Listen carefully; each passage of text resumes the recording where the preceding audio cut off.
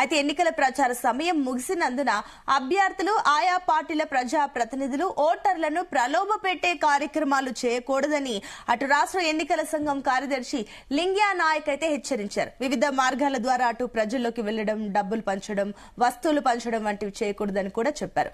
అయితే ఈ ఎన్నికల నిబంధనలను అతిక్రమించిన వారికి 2 ఏళ్ల వరకు జైలు శిక్ష, జరిమానా విధిస్తామని, కొన్ని సందర్భాల్లో ఆ 2 కూడా ఉండే అవకాశం ఉందని కూడా తెలిపారు. ఇదే అంశం గురించి ఇవాళ డిబేట్ లో డిస్కస్ చేయబోతున్నాం. ఇవాళ డిబేట్ లో మనతో పాటు పార్టిసిపేట్ చేస్తున్నారు శ్యామ్ సుందర్ గారు, వరయోగి జర్నలిస్ట్, కాసేపట్లో జాయిన్ అవుతారు. అండ్ అదేవిధంగా మిద్దెల జితేందర్ గారు, కాంగ్రెస్ అధికార ప్రతినిధి. అండ్ అదేవిధంగా వెంకటరెడ్డి గారు, సీనియర్ నాయకులు, బీజేపీ అధికార ప్రతినిధి. మరి కాసేపట్లో తొట్ల స్వామి గారు కూడా జాయిన్ అవుతారు, బీఆర్ఎస్ అధికార ప్రతినిధి. అందరికీ వెరీ గుడ్ మార్నింగ్ అండి. నమస్తే. జితేందర్ గారు, మీతోనే స్టార్ట్ చేద్దాం. ఒక పక్క అంటే రేపే ఎలక్షన్స్ ఉన్నాయి. నిన్న 5 గంటలకే ఈ ప్రచారాలకి ఎండ్ కార్డు పడింది. కరెక్ట్ ఎండ్ కార్డు పడే టైంకి ప్రచారానికి సీఎం రేవంత్ రెడ్డి మాట్లాడిన కమెంట్స్ కూడా ఒక రకంగా చర్చ. ఇంకొకటి ఏంటంటే బీఆర్ఎస్, బీజేపీ 2 క్విడ్ ప్రోకో చేస్తున్నాయి అంటూ కూడా ఒక కీలకమైన కమెంట్స్ చేశారు. కాబట్టి ఏంటి, ఏ ఆధారాలతో ఇలా మాట్లాడారు అనుకోవచ్చు సీఎం? నమస్కారం అండి. మీకు ప్యానెల్లో ఉన్న పెద్దలకు, వెంకటరెడ్డి గారికి, మరి అదే జీ న్యూస్ ప్రేక్షకులందరికీ నమస్కారాలు. గత 2 సంవత్సరాల నుంచి చేస్తున్నటువంటి వ్యవహారాలు, బీజేపీ బీఆర్ఎస్ పరంగా చేస్తున్నటువంటి వ్యవహారాలు చూసే ముఖ్యమంత్రి గారు ఆ విధంగా మాట్లాడారు. ఎందుకంటే మరి ఎమ్మెల్సీ ఎలక్షన్స్ కానీ, ఎమ్మెల్సీ ఎలక్షన్స్ లో బీఆర్ఎస్ అనేది పార్టిసిపేట్ చేయలేదు. మరి అదే విధంగా అంతకుముందు గడిచినటువంటి 10 సంవత్సరాలలో మరి ఆయన పరిపాలించినప్పుడు మోడీ గారితో మమేక్యమై పనిచేసారు కదండి. దానికోసమే ముఖ్యమంత్రి గారు మరి రాష్ట్రం విడిపోయిన తర్వాత 10 సంవత్సరాలు వాళ్ళకి అవకాశం వచ్చినప్పుడు మోడీ గారితో కలిసి ప్రయాణం చేసిండ్రు. ప్రయాణం చేసినప్పుడు నీళ్లు, నిధులు, నియామకాలు, ఈ 3 విషయాలలో కూడా, నీళ్ల విషయంలో కూడా ఒక ప్రాజెక్ట్ తెచ్చుకోలేకపోయిండు. మరి అదే నిధుల విషయంలో చూస్తే కూడా ఏమీ తీసుకురాలేకపోయిండు. నియామకాలు కూడా సెంటర్ నుంచి రావాల్సినటువంటి ఎక్కడా చేయలేకపోయిండు. కాబట్టి ఈ 2 పార్టీలు కలిసి సమిష్టిగా పనిచేస్తున్నాయండి. క్లియర్ గా కనబడుతూనే ఉంది కదా. ఇప్పుడు మనం కాళేశ్వరం పైనటువంటి సిబిఐ కేసు ఇస్తే ఇప్పటి వరకు దాన్ని తేల్చలేకపోయినారు. అదేవిధంగా ఈ రోజు చూస్తే బీజేపీ వారు మరి 8 పార్లమెంట్ సీట్లు గెలిపిస్తే 2 సీట్లు ఉన్నటువంటి 2 మంత్రులు ఈ రోజు వరకు రాష్ట్రం గురించి చేసింది, వరగోరింది ఏమీ లేదు. గడిచినటువంటి మున్సిపాలిటీ, గ్రేటర్ హైదరాబాద్ మున్సిపాలిటీలో 10,000 కోట్లు కిషన్ రెడ్డి గారు తెస్తా అన్నారు. మరి ఉన్నటువంటి మూసి పునరుద్ధీకరణ విషయంలో ఆ రోజు ఆయన వాగ్దానం చేసింది. మరి ఇట్లా చూసుకుంటూ పోతే 2 మంత్రులున్నా కూడా రాష్ట్రానికి ఒరిగింది ఏమీ లేదు. వాళ్ళ పార్టీ, వాళ్ళ పదవులు తప్ప ఇంకా వాళ్లకు ఎటువంటి చిత్తశుద్ధి లేదండి రాష్ట్రం మీద. కాబట్టి అదే విధంగా వీళ్ళు చూస్తే విధ్వంసకరమైనటువంటి పరిపాలన ఏ విధంగా జరిగింది. తండ్రి ఇప్పుడు కేసీఆర్ ని చూస్తేనేమో కాళేశ్వరం, మరి బిడ్డ చూస్తేనేమో లిక్కరు, అదే విధంగా మరి కేటీఆర్ చూస్తేనేమో ఫార్ములా ఈ రేస్ విషయం, మరి అదే విధంగా మన హరీష్ రావు చూస్తేనేమో మరి ఫోన్ ట్యాపింగ్, ఇట్లా అనేక కుంభకోణాలు, విద్యుత్ కుంభకోణము, గొర్రెల కుంభకోణము, బర్రెల కుంభకోణం, రకరకాలుగా ఈ రాష్ట్రాన్ని ఇబ్బంది పాలు చేసినప్పుడు ముఖ్యమంత్రి గారు మరి ఎటువంటి చర్య తీసుకోలేదు. మరి ఆ 10 సంవత్సరాలలో పరిపాలించినప్పుడు మరి మోడీ గారు మాటలు అన్నారు. ఎంతసేపు మా రాష్ట్రానికి వచ్చినప్పుడు మోడీ గారు ఏమన్నారు, కాళేశ్వరాన్ని ఏటీఎం గా మరి కేసీఆర్ గారు వాడుకుంటున్నారు. కానీ మరి ఈ రోజు అదే కాళేశ్వరం విషయంలో మరి ఇప్పుడు పీసీ గౌస్ ఇచ్చినటువంటి దాని ప్రకారంగా సిబిఐ వేస్తే గడిచిన 2 సంవత్సరాల్లో ఎటువంటి చర్యలు తీసుకోలేదు. అందుకే ఆ రకంగా ముఖ్యమంత్రి గారు వీళ్ళిద్దరు కలిసి పనిచేస్తున్నారు అన్నట్టు ఆ పరిస్థితి. అంటే ఓకే జితేందర్ గారు, మీరు చెప్పిన పాయింట్ ఓకే, అది మీరు చెప్పిన దాని గురించి మనం మాట్లాడదాం. కానీ ఒకటి ఏంటంటే, అసలే మున్సిపల్ ఎలక్షన్స్, కార్పొరేషన్ ఎలక్షన్స్, అప్పటి వరకు ప్రచారాలు కరెక్ట్ లాస్ట్ మినిట్ లో కూడా మీరేం చేస్తారు ప్రజలకి, మేము ఈ అభివృద్ధి చేయబోతున్నాం అని చెప్పాల్సింది పోయి లాస్ట్ ఎండ్ మినిట్ లో కూడా అటు కేసీఆర్ ని కానీ అటు బీఆర్ఎస్ గత హయాంలో జరిగిన అవినీతి గురించే చెప్తున్నారే తప్ప, అంటే ప్రజలకు కూడా ఏమనిపిస్తుంది అంటే మీరేం చేస్తారో చెప్పడం పోయి ఆ లాస్ట్ మినిట్ లో కూడా వాళ్ళ గురించి తిట్టడము, వాళ్ళ గురించి ఆరోపించడం, నిందలేయడం ఇదే పట్టుకున్నారు. కానీ అభివృద్ధి గురించి మాట్లాడారో సీఎం అని కూడా అనుకుంటున్నారు. దానికి ఏమంటారు మరి? ఇప్పుడు అభివృద్ధి విషయం 2 సంవత్సరాలు జరిగిన విషయం కన్ను కనబడుతుంది కదండి. ఈ రోజు బియ్యం ఇవ్వగలిగినాం, సన్న బియ్యము, రేషన్ కార్డులు ఇవ్వగలిగినాం. ఈ రోజు మహిళల సంక్షేమం కోసము పెద్ద ఎత్తున పనిచేస్తున్నాం కదా. 27,000 కోట్లు వడ్డీ లేని రుణాలు ఇచ్చినాము. మరి అదే విధంగా 15,274 అంగన్వాడీ టీచర్స్ పోస్ట్ చేస్తున్నాము. మరి అదే విధంగా ఉద్యోగాల పరంగా చూస్తే 70,000 ఉద్యోగాలు ఇచ్చినాము. మరి ఇట్లా చూస్తుంటే సంక్షేమం ఒకవైపు, అభివృద్ధి వైపు చేస్తా ఉన్నాం కదా. అయినా కూడా వీళ్ళు రాష్ట్రం నుంచి, కేంద్రం నుంచి వీళ్ళు ఇవ్వాల్సినటువంటి డబ్బులు ఇవ్వట్లేదండి సరిగ్గా. ఇక్కడ నుంచి రూపాయి పోతే ఒక 30-40 పైసలు తప్ప. మరి అదే వేరే రాష్ట్రాలు చూస్తే, వేరే రాష్ట్రాలకేమో అనేక రకాలుగా రూపాయి ఇస్తే వాళ్ళకు అక్కడ నుంచి ఆదాయం రూపాయి వస్తే రాష్ట్రాల నుంచి 300 రూపాయలు, 200 రూపాయలు, బీహార్కి అయితే 400 రూపాయలు అట్లా ఇస్తున్నారు. రాష్ట్రానికి ఇంకొక 1,00,000 కోట్ల రూపాయలు రావాల్సినవి ఉన్నాయి నిధులు. ఎక్కడ కూడా కేంద్రము సహకరిస్తలేదు.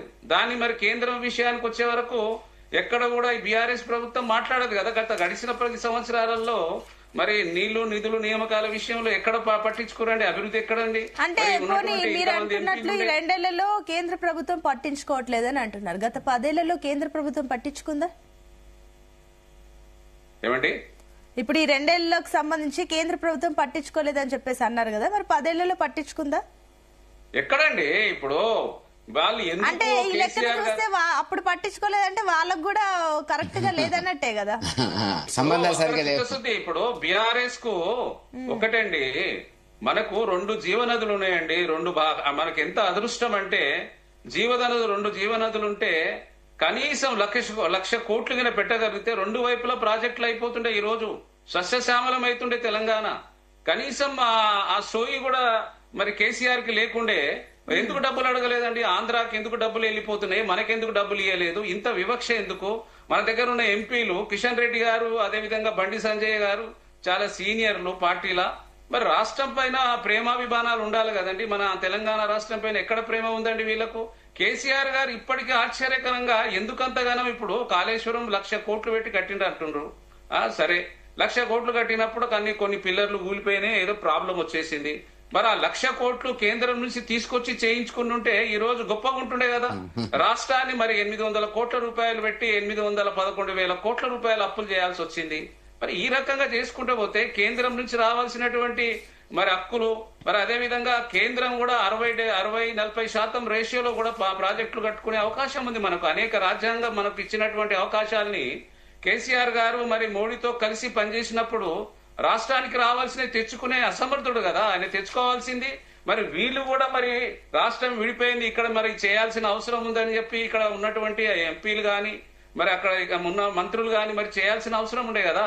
దానికి కేసీఆర్ గారు గాని వీళ్ళు గాని ఇప్పుడు ఎక్కడ కూడా అడిగితే మరి ఏమనుకున్నారో, మరి ఏం చేసిరో గాని వీళ్ళ లోపాయికారి ఒప్పందం ఏంది? రాష్ట్రంలో కొట్టాట, ఢిల్లీలో దోస్తాని. ఇదంతా ఎక్కడండి? ఇది జరుగుతూనే ఉంది కదా. ఎందుకు లోపాయికారి ఒప్పందం ఏం చేసుకుంటున్నారని అనుకుంటున్నారు మీరు? ఏమండి? బీఆర్ఎస్, బీజేపీ ఒకవేళ లోపాయికారి ఒప్పందం చేసుకుంటున్నారు, వాళ్ళకి ఏముందని మీరు అంటున్నారు కదా, ఈ లెక్కన ఏముందని అనుకుంటున్నారు? ఇప్పుడు కూలకుష్టంగా ఏంది పరిపాలన వాళ్ళు కంబైన్డ్ గా చేసుకుంటున్నారు. మరి ఇప్పుడు ఎమ్మెల్సీ ఎలక్షన్లు ఎందుకు పోటీ చేయలేదండి వీళ్ళు? బీఆర్ఎస్ వాళ్ళు ఎమ్మెల్సీ ఎలక్షన్లు ఎందుకు పోటీ చేయలేదు? ఎందుకు సరి అయినటువంటి ఎంపీ ఎలక్షన్స్ లో ఎందుకు బీజేపీకి సపోర్ట్ చేశారు? ఎంపీ ఎలక్షన్స్ లో 8 సీట్లు ఎట్లా గెలిచినాయి? వాళ్ళు 0 ఎట్లా అయిపోయారు? 37% ఎలక్షన్స్ ఓటర్స్ నుంచి దాదాపుగా 17% ఎందుకు ఓడిపోయారండి? ఈ లోపాయికారి ఒప్పందం అనేది క్లియర్.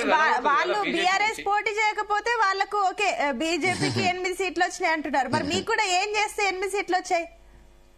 మేము ఇప్పుడు మాకు 130-140 సంవత్సరాల పార్టీ అండి. భారతదేశాన్ని అనేక రకాలుగా, రాష్ట్రాల్ని అనేక రకాలుగా అభివృద్ధి చేసిందండి. మాదేమన్నా చిన్న చిత్క పార్టీ కాదు కదా. బీఆర్ఎస్ లాగా మాది ప్రాంతీయ పార్టీ కాదు కదా.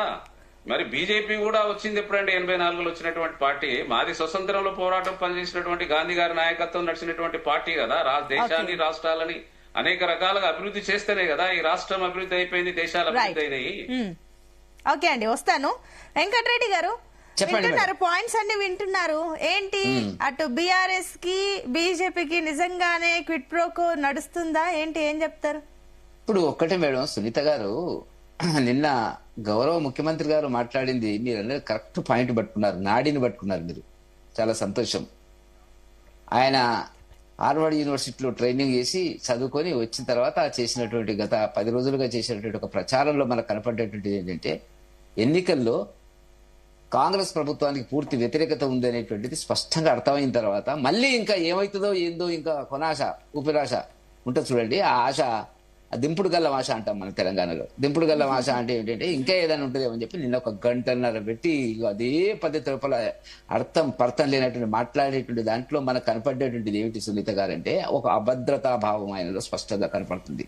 ఒక భరోసా, గెలుస్తామన్న భరోసా ఆయనకు సన్నగిల్లింది అనేది మనకు కనపడుతుంది. మీడియాలో వచ్చిన కథనాలు కూడా మంత్రులు కొంతమంది క్లాస్ తీసుకున్నాడు అనేటువంటిది కూడా వస్తున్నటువంటిది.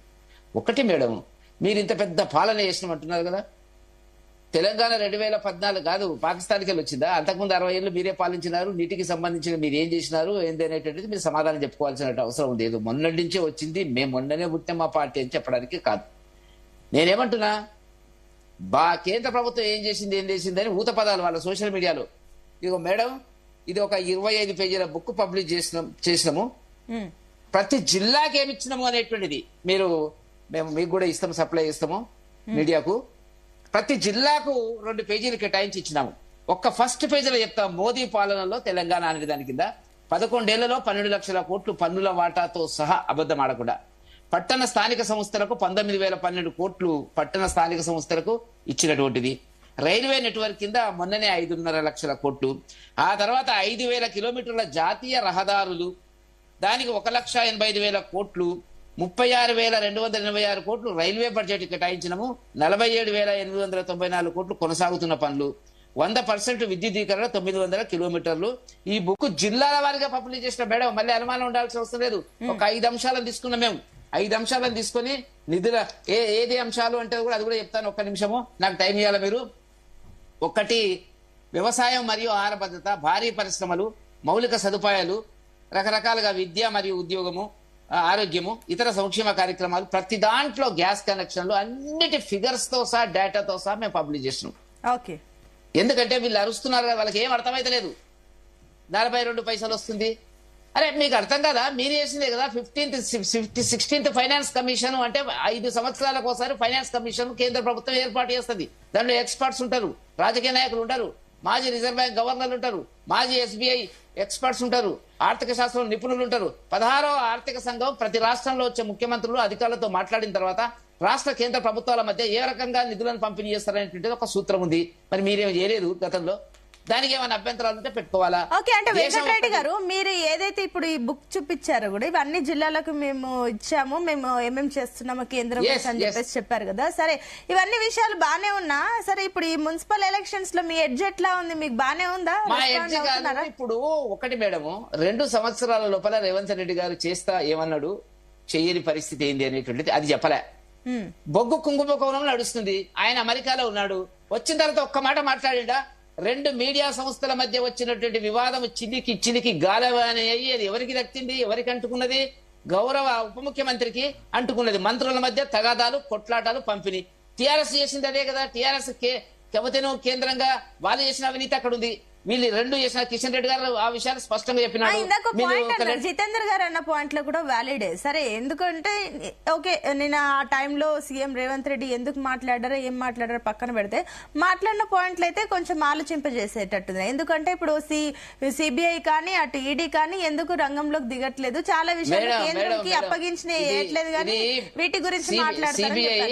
ఆయన పిసిసి ప్రెసిడెంట్ ఉన్నప్పుడు వెళ్లి హోమ్ మినిస్టర్ గారికి ఒక లెటర్ ఇచ్చినాడు, సిబిఐ ఎంక్వైరీ చేస్తామని చెప్పి. పవర్ లోకి వస్తే జైలు పెడతా అన్నాడు. చెంచల్గూడలో డబుల్ బెడ్రూమ్ ఇల్లు కట్టిస్తాడు. 2 సంవత్సరాలు దాని మీద ఎంక్వైరీ చేసి చివరికి అర్ధరాత్రి ఏం చేయలేక అసెంబ్లీలో చర్చలో ఏమి ఇచ్చినాడండి? ఒక చిన్న ముక్క సిబిఐకి ఇచ్చినాడు. టెక్నికల్ సాంకేతిక పరమైన లోపాలు 3 రిజర్వాయర్లకు సంబంధించినటువంటి ఇచ్చినాడు తప్ప అవినీతికి సంబంధించినటువంటి దాని గురించి ఆయన